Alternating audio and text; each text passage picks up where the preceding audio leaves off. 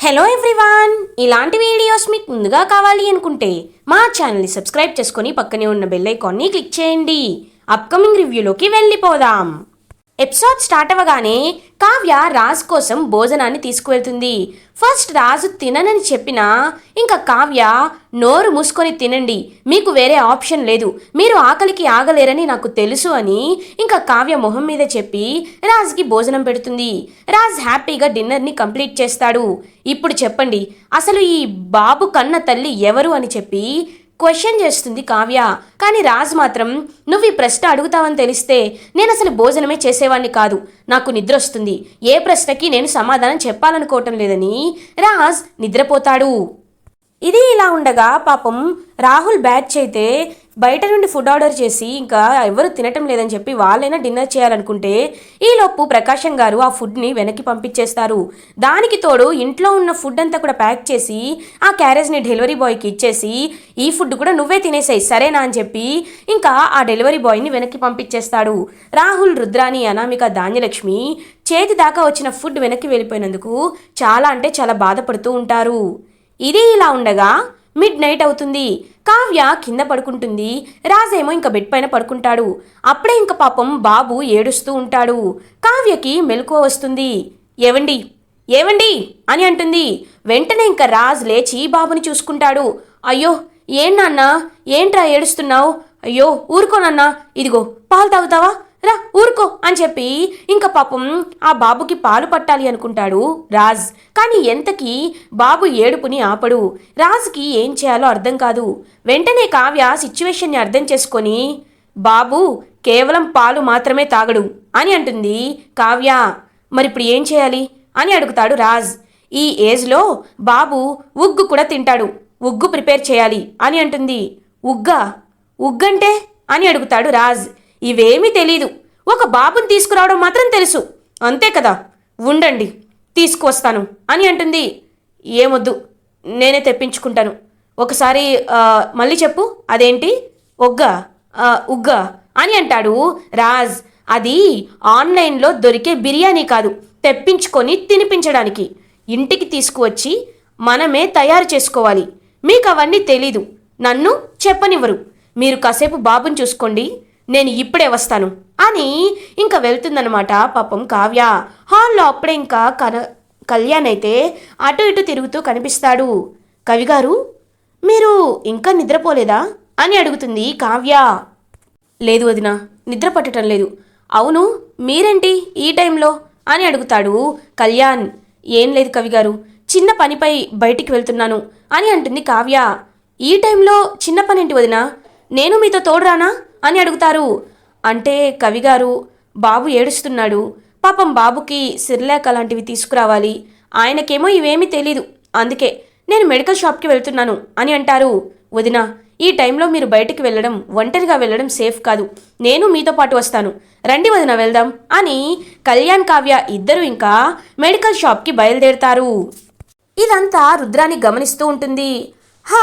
ఇవాళ భోజనం లేకుండా చేశారు కదా, చూడండి ఇప్పుడు గొడవలు పెట్టి భోజనం లేకపోయినా చేసినట్టు కడుపు నింపుకుంటాను అని ఇంకా అపర్ణాదేవి డోర్ వెళ్ళి నాక్ చేస్తుంది రుద్రాని.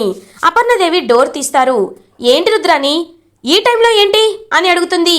ఏం లేదు వదినా, ఈ ఇంట్లో నీ మాటకి కొంచెం కూడా విలువ లేదని మళ్ళీ మళ్ళీ నిరూపించబడుతుంది, అదే విషయాన్ని నీతో మాట్లాడడానికి వచ్చాను అని అంటుంది రుద్రాని. మళ్ళీ ఏం పుల్ల వేయడానికి వచ్చావు అని అంటుంది అపర్ణ. పుల్ల కాదు వదినా, నిజం చెప్పడానికి వచ్చాను. ఆ బాబు అర్ధరాత్రి ఏడుస్తున్నాడు, రాజ్ చూసుకోవాలి, కానీ కావ్య బాబు కోసం డైపర్లు తీసుకురావడానికి, సెర్లాక్ తీసుకురావడానికి కళ్యాణ్తో కలిసి బయటికి వెళ్ళింది, తను త్వరగానే వచ్చేస్తుంది అని అంటారు రుద్రాని. ఒక్కసారిగా అపర్ణాదేవి షాక్ అయిపోతుంది. ఏంటి, బాబు కోసం బయటికి వెళ్ళిందా అని అంటుంది. అవును వదినా, కావాలంటే తను ఒక 10 నిమిషాల్లో వచ్చేస్తుంది, తన చేతిలో ఏముంటుందో నువ్వే చూడు అని ఇంకా వెయిట్ చేస్తూ ఉంటారు రుద్రాని అండ్ అపర్ణ కావ్య కోసం. ఇది ఇలా ఉండగా కావ్య అండ్ కళ్యాణ్ ఇద్దరు మెడికల్ షాప్కి రీచ్ అవుతారు. బాబు కోసం సెర్లాక్ ఇవ్వండి అని అంటారు. బాబుకి ఎన్ని మంత్స్ ఉంటాయి మేడం అని అడుగుతారు. ఎన్ని మంత్స్ అంటే అని ఇంకా కావ్య రాజ్కి కాల్ చేస్తుంది. ఏవండి అని అంటుంది. ఏంటి చెప్పు అని అంటాడు రాజ్. బాబుకి ఎన్ని నెలలని ఇక్కడ అడుగుతున్నారు అని అంటుంది కావ్య. ఎన్ని నెలలా? ఎన్ని నెలలంటే అని ఆలోచిస్తూ ఉంటాడు రాజ్. అదేంటి మీకు తెలియకుండా ఎన్ని నెలలని అంతలా ఆలోచిస్తున్నారు అని అడుగుతుంది కావ్య. అలాంటిదేమీ లేదు, సడన్గా అడిగేసరికి ఒక 13 నెలలుంటాయి అని అంటాడు రాజ్. సరే అని కాల్ కట్ చేసి 13 months బేబీ అని చెప్తుంది కావ్య. ఇంకా వాటికి సంబంధించిన సిర్లాక్ అండ్ డైపర్స్ అవన్నీ ఇంకా తీసుకొని కావ్య అండ్ కళ్యాణ్ ఇద్దరు ఇంకా ఇంటికి తిరిగి వస్తారు. ఇంటికి వచ్చేసరికి అపర్ణాదేవి ఒక్కసారిగా ఇంకా కావ్యం చూసి షాక్ అయిపోతుంది. ఆగో అని గట్టిగా అరుస్తుంది. ఇంకా అపర్ణాదేవి అరుపుకి అందరూ హాల్లోకి వచ్చేస్తారు ఎక్సెప్ట్ రాజ్ తప్ప. ఇంకా అందరూ ఇందిరాదేవి గారు, సుభాష్ గారు, ప్రకాష్ గారు, ధాన్యలక్ష్మి, అనామిక, రుద్ర అని రాహుల్ వీళ్ళందరూ హాల్లోకి వస్తారు. ఇంకా కావ్య కళ్యాణ్ ఇద్దరు ఒకరిని ఒకరు చూస్తూ సైలెంట్గా ఉండిపోతారు. ఏంటవి చేతిలో అని అడుగుతుంది అపర్ణాదేవి. బాబు కోసం సిర్లెక్ అని అంటుంది కావ్య. ధాన్యలక్ష్మి కళ్యాణ్తో, కళ్యాణ్ నువ్వేంట్రా ఈ టైంలో బయటికి అని అడుగుతుంది. అంటే అమ్మా, వదిన ఒంటరిగా వెళ్ళడం మంచిది కాదని నేను కూడా తోడుగా వెళ్ళాను అని అంటాడు కళ్యాణ్. ఎవరికి నా మాట అంటే లెక్క లేకుండా పోయింది. నేను ఏది చెయ్యొద్దంటున్నానో అదే చేస్తున్నారు అని అంటారు అపర్ణాదేవి. ఇంకా కళ్యాణ్ కావ్య ఇద్దరు అలా సైలెంట్గా ఉంటారు. ఇందిరాదేవి అపర్ణాదేవితో, అంటే ఏంటి అపర్ణ, నువ్వు మాట్లాడేదేంటి? ఆ పసివాడు ఆకలి మంటతో ఉండాలి కానీ నీ పంతం నీదేనంటావా అని అంటారు ఇందిరాదేవి. అత్తయ్య, మీరు కూడా ఏంటి తననే సమర్థిస్తున్నారు అని అడుగుతారు. వెంటనే కళ్యాణ్, పెద్దమ్మ, మీకు నేను చెప్పే అంతటి వాడిని కాదు, నేను చిన్నవాణ్ణి. కానీ ఈ విషయంలో మీరు ఇంత కఠినంగా ఉండడం నాకు నచ్చటం లేదు పెద్దమ్మ. ఎందుకంటే తప్పు చేసింది అన్నయ్య, శిక్ష పడాల్సింది అన్నయ్యకి, నోరు తెరిచి నిజం చెప్పాల్సింది అన్నయ్య. కానీ ఎందుకు పాపం ఆ బాబుని అందరూ ఇబ్బంది పెట్టడం, వాడికి ఎందుకు పస్తులతో పడుకోబెట్టడం అని అంటాడు కళ్యాణ్. ఇంకా అపర్ణాదేవి చాలా కోపంగా చూస్తూ ఉంటుంది. కావ్య అపర్ణాదేవితో, అత్తయ్య గారు, మీ మానసిక పరిస్థితి ఏంటో నాకు అర్థమవుతుంది. మీరు ఎందుకు ఇంతలా ఆలోచించి ఇంతలా కఠినంగా ఉండాలనుకుంటున్నారో కూడా నాకు అర్థమవుతుంది.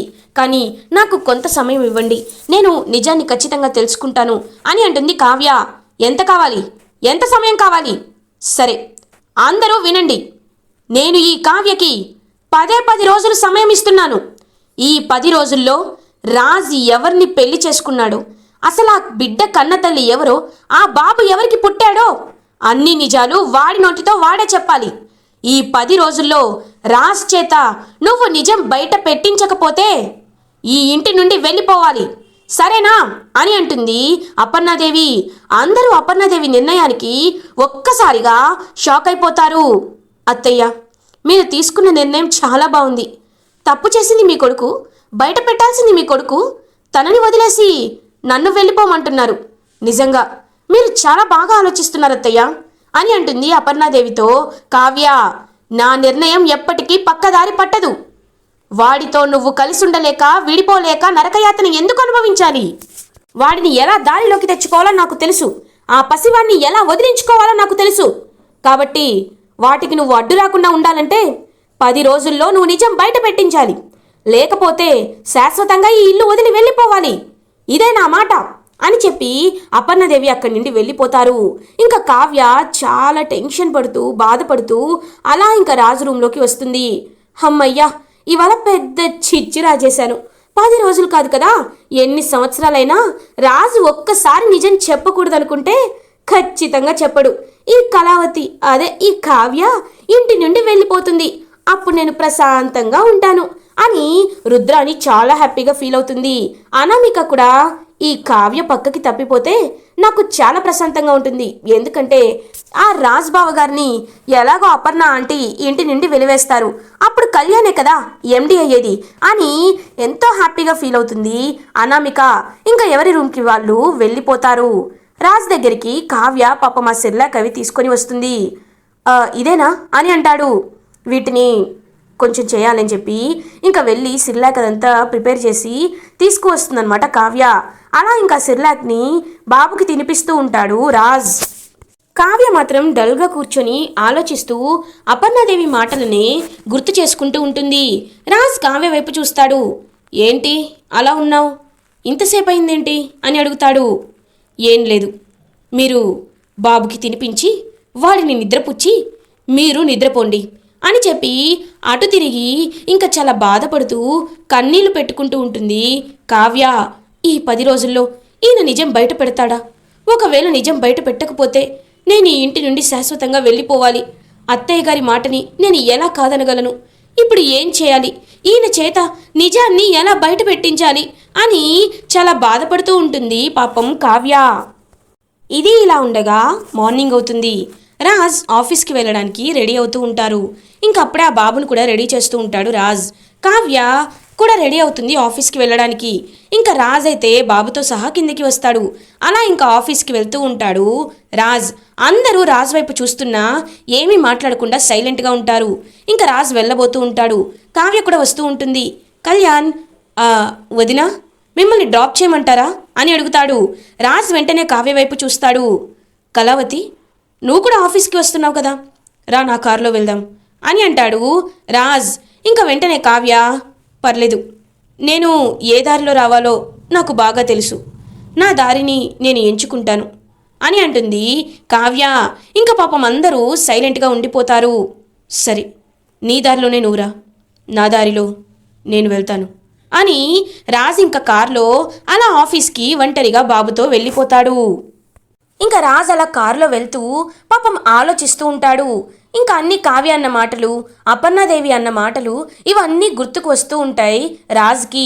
పక్కనే ఉన్న బాబుతో, చూసావరా, నన్ను చిన్నప్పటి నుండి కని పెంచిన మా మమ్మీనే నన్ను అర్థం చేసుకోలేకపోయింది.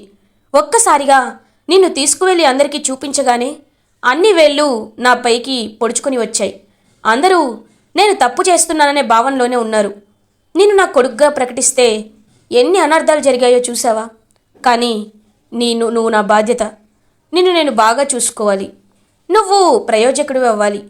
మీ అమ్మకిచ్చిన మాటని నేను నిలబెట్టుకోవాలి. ఖచ్చితంగా నిలబెట్టుకుంటాను అని ఇంకా రాజ్ అయితే అలా డ్రైవ్ చేస్తూ ఉంటాడు కార్ని. కరెక్ట్గా బాబు ఏడుస్తూ ఉంటాడు. రే నాన్న, ఏమైందిరా, ఎందుకు ఏడుస్తున్నావు రే అని ఇంకా కరెక్ట్గా రాజ్ బాబు వైపు చూసేసరికి ఎదురుగా ఒక లారీ వస్తుంది. ఒక్కసారిగా ఇంకా రాజ్ కార్ని ఆ లారీ వచ్చి డాష్ ఇస్తుంది. ఇంకా అలా రాజ్ కార్కి యాక్సిడెంట్ అవుతుంది. ఇంకా రాజ్ మాత్రం గట్టిగా తను బాబుని హక్ చేసుకొని బాబుకి చిన్న గాయం కూడా తగలనివ్వకుండా చూసుకుంటాడు. అలా ఇంకా రాజ్ కార్కి యాక్సిడెంట్ అవుతుంది. రాజ్కి చాలా గాయాలు అవుతాయి. ఆటోలో అప్పుడే కావ్య ఆఫీస్కి వెళ్తూ ఉంటుంది. అక్కడ జనం గుమిగూడి ఉండడం చూస్తుంది కావ్య. అన్నా, ఒక్క నిమిషం, ఏమైంది అక్కడ అని అడుగుతుంది. పాపం ఎవరో యాక్సిడెంట్ అయింది, చాలా దెబ్బలు తగిలాయి, అంబులెన్స్కి కూడా కాల్ చేశాం, అంతా ఓకే, కానీ ఆ బాబుని చూస్తుంటేనే ఇంకా జాలేస్తుంది అని అంటారు. ఒక్కసారిగా కావ్య షాక్ అయిపోతుంది. ఇంకా ఆటో దిగి పరిగెట్టుకొని వెళ్ళి చూసేసరికి రాజ్ స్పృహ కూలిపోయి లైక్ బ్లీడింగ్ వస్తూ చాలా దెబ్బలతో ఉంటాడు. పక్కనే బాబు ఏడుస్తూ ఉంటాడు. ఒక్కసారిగా కావ్య షాక్ అయిపోతుంది. ఏమండి అని గట్టిగా అరిచి ఇంకా రాజ్ వైపు వెళ్తుంది కావ్య. ఏమా, ఇతను నీ భర్త అని అడుగుతారు. అవును అని ఏడుస్తూ ఉంటుంది కావ్య. ఇంకా అలా అంబులెన్స్ అయితే వస్తుంది. రాజ్ని హాస్పిటల్కి తీసుకువెళ్తారు. హాస్పిటల్లో అడ్మిట్ చేసి రాజ్కి ట్రీట్మెంట్ ఇస్తూ ఉంటారు. కావ్య చాలా అంటే చాలా బాధపడుతూ ఉంటుంది. బాబు పాపం ఏడుస్తూ ఉంటాడు. కావ్య బాబు వైపు చూస్తూ ఉంటుంది. ఇంకా రాజ్కేమో ట్రీట్మెంట్ జరుగుతూ ఉంటుంది. కావ్య పాపం ఇంకా తట్టుకోలేక బాబుని వెళ్ళి ఎత్తుకుంటుంది.